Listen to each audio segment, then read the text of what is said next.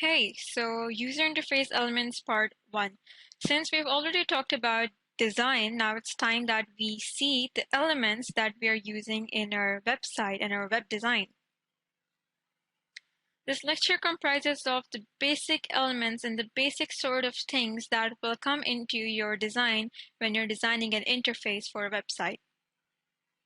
So interface elements include, but are not limited to, the following 4 main categories. In this part 1 lecture, we will cover the top both, and in the next lecture, the part 2, will cover the rest. So input controls are, as the word is, a form of the user interface, the parts of the user interface where we enter the data or select some sort of data and tell the website what we are wanting. Navigation is moving from one page to the other or one component to the other inside the website. Information components can be seen as an output since they are telling us, the user, some sort of information about the website. And containers, as the word suggests, are the boxes or the places, the components that contain some sort of solid information displayed as a content on your website. So I found this really great website which was telling me all about the components that I need to know, and I felt like I have to share this since it is basically all the kinds of controls that you'll be needing to know. So I cite the website and the web page at the end, but here I really need you to concentrate on these components so you can understand what you'll actually be needing in your user interface. Input controls. So we have checkboxes. Here we select some sort of fields and all those things that are relevant to us or that we want to see, like categories. Radio buttons basically are selecting only one of the following options. Drop-down menus or lists help us choose or select one of the options, just like a country in a form.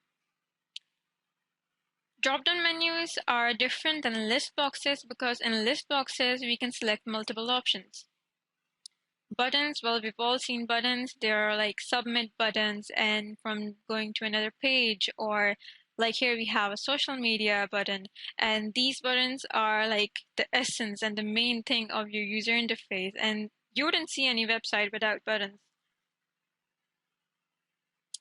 A drop-down button, as we were seeing list boxes and drop-down menu, it's not like that. A drop-down button is specifically a button which has further categories and options or a menu under.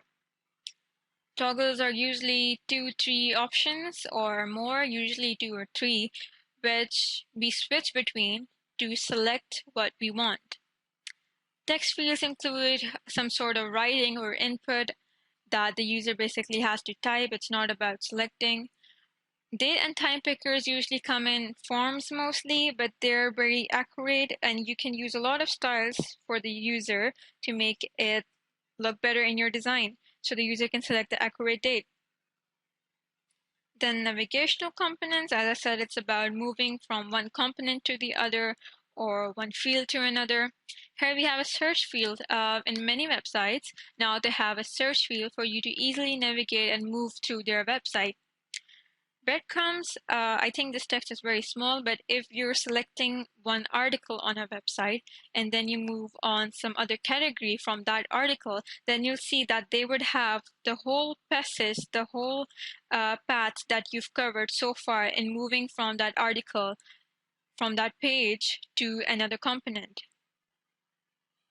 You must have seen pagination in shopping websites or in images where you have to move from one page to another and they have this whole line at the bottom from you where you can directly jump to one page of your requirement. We have tags. If you go to some sort of article website or writing website, you'd see, or maybe you're searching for some scholarship, then you'd have tags where you can select what kind of thing you specifically want to see. Sliders basically can be used for selecting a range of some item, just like we can select the volume by using a slider, or the brightness, or some other sort of maybe margins on the website. Icons make it very easy to navigate through the website, where you can tell by the graphic representation where exactly do you want to go. You would see this on mostly all the sites these days. It's getting very common. So there's a set of images or posts from that website, and you can move through them using a